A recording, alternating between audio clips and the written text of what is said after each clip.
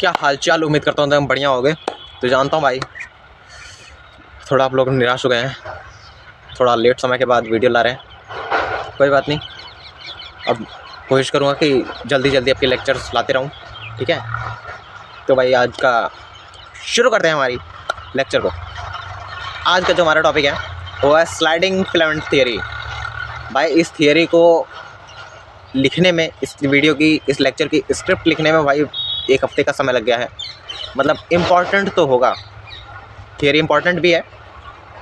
इस थियरी में क्या है, किसने लिखी है, उसकी बात करते हैं, ठीक है।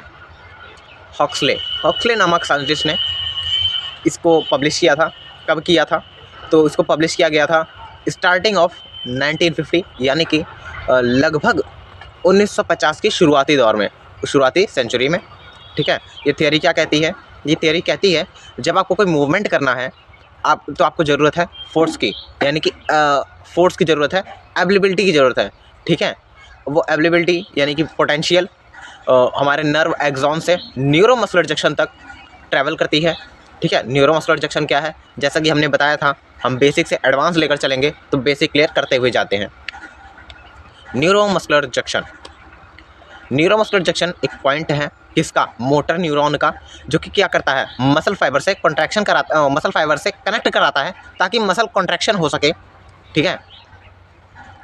यानी कि वो ये कह रहा है कि मसल फाइबर से कॉन्ट्रैक्शन तभी होती है जब मोटर न्यूरॉन कनेक्ट होता है हमारे मसल फाइबर से, ठीक है।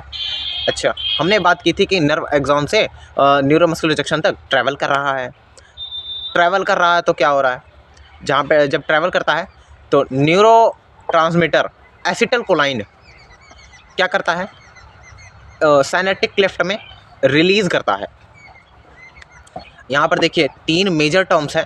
पहला टर्म है न्यूरोट्रांसमीटर क्या होता है, दूसरा एसिटाइलकोलाइन क्या है।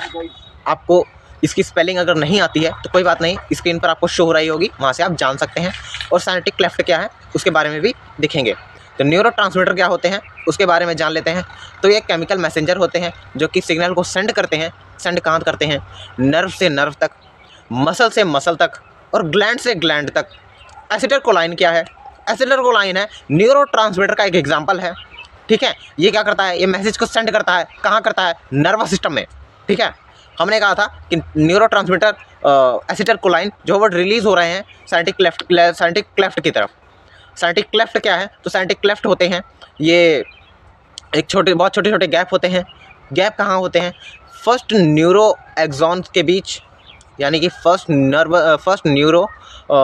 नर्व एक्सॉन टर्मिनल और डेंड्राइट ऑफ सेकंड न्यूरॉन के बीच का ये स्मॉल गैप होता है। भाई ये जो गैप हैं, इनकी जो यूनिट है, मतलब गैप कितना बड़ा है, तो भाई जैसे कि बताया गया है स्मॉल गैप है, यानी कि इसकी जो यूनिट है, इस गैप की जो यूनिट है वो माइक्रोस्कोपिक यूनिट है, यानी कि आप समझ सकते हैं कि बहुत ही ज़्यादा छोटी यूनिट है, बहुत ही ज़्यादा, ठीक है। अच्छा, साइनेप्टिक क्लेफ्ट में रिलीज़ हो गया तो क्या किया इसने क्या किया कि मसल कॉन्ट्रैक्शन, मसल जो फाइबर होती है उसे टाइट कर दिया, स्ट्रॉन्ग कर दिया, मजबूत कर दिया। किसको? हमारी मसल सेल को, ठीक है, मसल फाइबर को स्ट्रॉन्ग कर दिया। किसकी मदद से? एसिटाइलकोलाइन न्यूरोट्रांसमीटर की मदद से, ठीक है। अब इसने मसल फाइबर को स्ट्रॉन्ग कर दिया है। किसने? जो हमारा एसिटाइलकोलाइन रिलीज हुआ था साइनेप्टिक क्लेफ्ट में, उसने स्ट्रॉन्ग कर दिया मसल फाइबर को स्ट्रॉन्ग कर दिया प्लाज्मा मेम्ब्रेन में। और प्लाज्मा मेम्ब्रेन किसकी? अरे प्लाज्मा मेम्ब्रेन है किसकी? प्लाज्मा मेम्ब्रेन तो सेल मेम्ब्रेन, ठीक है। आउटर कवरिंग लेयर होती है, किसकी होती है? किसी भी सेल की। लेकिन हम यहाँ मेजरली बात कर रहे हैं, स्पेशली बात कर रहे हैं मसल सेल की, ठीक है। अच्छा, इसने रिलीज़ कर दिया, उससे मसल फाइबर स्ट्रॉन्ग हो गए। हाँ, मसल फाइबर स्ट्रॉन्ग हो गया, टाइट हो गया, ये कह सकते हैं। तो इसका पर्पज़ क्या है? इसने स्ट्रॉन्ग क्यों किया और टाइट क्यों किया? इसका पर्पज़ है कि ये मसल सेल में डीपोलराइजेशन चाहता है। क्या चाहता है? डीपोलराइजेशन चाहता है। इसका मतलब क्या है? डीपोलराइजेशन क्या प्रोसेस है? डीपोलराइजेशन वो प्रोसेस है जिसमें इलेक्ट्रिकल चार्जेस जो होते हैं वो डिस्ट्रीब्यूशन होता है, उनका इलेक्ट्रिकल चार्जेस जो होते हैं डिस्ट्रीब्यूट हो जाते हैं।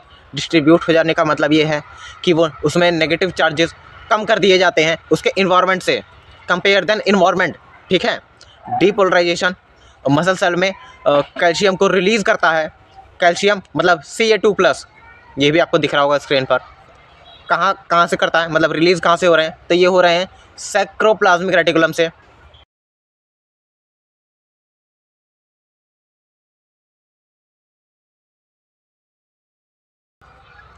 हमने कहा था मसल सेल की डीपोलराइजेशन हो रही है, यानी कि कैल्शियम जो है वो सैक्रोप्लाज्मिक रेटिकुलम से निकल गया है। तो क्या किया उसने, ट्रोपोनिन से वो बंध गया, खुला नहीं छोड़ सकते उसे, उसने बांध लिया। किसने बांधा, ट्रोपोनिन से। लास्ट में इसके निन आ रहा है, मतलब, और ट्रोपोनिन है क्या, तो ट्रोपोनिन एक प्रोटीन फिलामेंट है। निन आ रहा है मतलब एक्टिन फिलामेंट है ये प्रोटीन का, मतलब एक्टिन थिन फिलामेंट है प्रोटीन वाले, ठीक है। ये क्या करते हैं, तो ये हार्ट और स्केलेटल मसल में होते हैं, जो कि मसल कॉन्ट्रैक्शन और रिलैक्सेशन कराते हैं। क्यों करानी है, करानी क्यों है, आओ सुनो।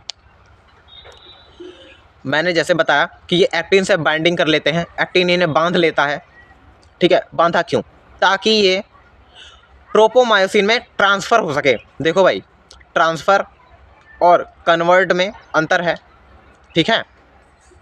अब ज़्यादा बता नहीं सकते भाई, लेक्चर बहुत ज़्यादा लंबा चला जाएगा, ठीक है। छोटे छोटे रखेंगे जिससे कि आप लेक्चर को आसानी से देख पाओ।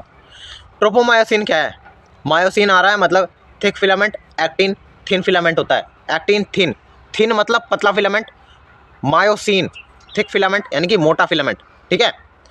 ट्रोपोमायोसिन ये भी एक थिक फिलामेंट है, थिक प्रोटीन फिलामेंट है, जो कि मसल कॉन्ट्रैक्शन और उसके एक्सपेंशन में हेल्प करता है, यानी कि मसल को कॉन्ट्रैक्ट कराता है और एक्सपैंड कराता है। करानी क्यों है, ताकि ये मायोसिन से कनेक्ट हो जाए। कौन, एक्टिन, ठीक है। हो गई।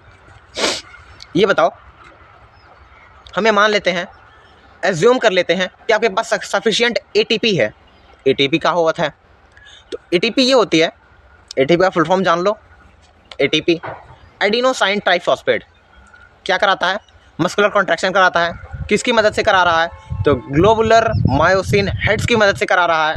अब ये क्या है, इतना बड़ा टर्म, ग्लोबुलर मायोसिन हेड्स क्या है ये मायोसिन प्रोटीन का एक पार्ट है जिसमें मसल कॉन्ट्रैक्शन होती है, ठीक है। अच्छा, इसने क्या किया, एक्टिन बाइंडिंग शीट ने इसे फिर से बांध लिया। एक्टिन बाइंडिंग शीट क्या है, एक्टिन बाइंडिंग शीट एक ना लोकेशन होती है, कहाँ पर, ग्लोबुलर हेड्स में, ठीक है। और ये ग्लोबुलर हेड्स कहाँ पर होते हैं, तो ये मेरोमायोसिन में होते हैं, ठीक है। अब एक्टिन ने बांध लिया है, किसे बांधा है, मायोसिन को बांध लिया है। मतलब एक जान सकते हैं कि आपके पास एक स्पेयर है, उस पर एक छोटा सा स्पेयर वो आके चिपक गया है, ठीक है, चिपक गया है। अब जो मायोसिन है ना वो एक्टिन को खींच रहा है, अपने अंदर खींच रहा है। खींच क्यों रहा है, देखते हैं।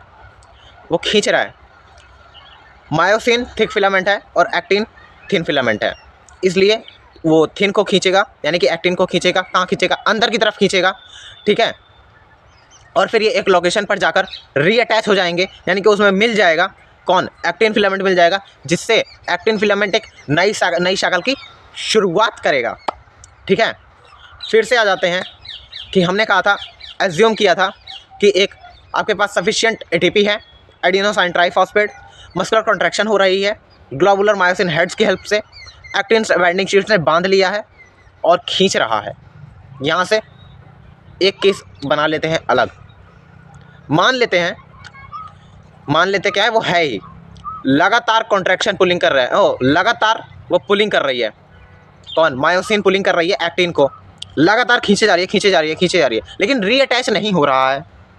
क्या नहीं हो रहा है, रीअटैच नहीं हो रहा है, रीअटैचमेंट नहीं हो रहा है। किसके बीच, एक्टिन और मायोसिन के बीच। इसी टर्म मतलब इसी प्रोसेस को एक टर्म के नाम से जाना गया है, जिस टर्म का नाम है क्रॉस ब्रिज साइक्लिंग। क्या नाम है इस टर्म का, दोबारा बोल रहा हूँ, क्रॉस ब्रिज साइक्लिंग, ठीक है। अब हमने कहा था कॉन्टिन्यूस पुलिंग कर रहा है। यहाँ से एक केस और चलते हैं, क्या करते हैं, एक केस और चलते हैं और बात करते हैं कि भाई वो लगातार खींचे जा रहा है, मतलब पावर एफर्ट वो लगा रहा है। जिस तरह वॉर में, जब भी हम कोई वॉर लड़ते हैं उसमें हमारे पास एक ही नहीं दो नुकसान होते हैं, एक तो आदमी मरते हैं, दूसरा पैसा भी लगता है। उसी तरह बात यहाँ पर भी है कि जब वो लगातार खींचे जा रहा है, पहला जिसमें रीअटैचमेंट भी नहीं हो रहा है, और दूसरा कि जब वो लगातार पावर लगा रहा है तो उसका जो सर्कोमर्स है वो छोटा होता जा रहा है। क्या हो रहा है, छोटा होता जा रहा है सर्कोमर्स, तो भाई मिलते हैं आपसे अब नेक्स्ट लेक्चर में, और नेक्स्ट लेक्चर में हम बात करेंगे हमारे नेक्स्ट टॉपिक की, ठीक है। तो बस यहीं तक है हमारा लेक्चर, ज़्यादा बड़ा नहीं रखते हैं। मिलते हैं आपसे अगले लेक्चर में, तब तक के लिए धन्यवाद। सपोर्ट बनाए रखें।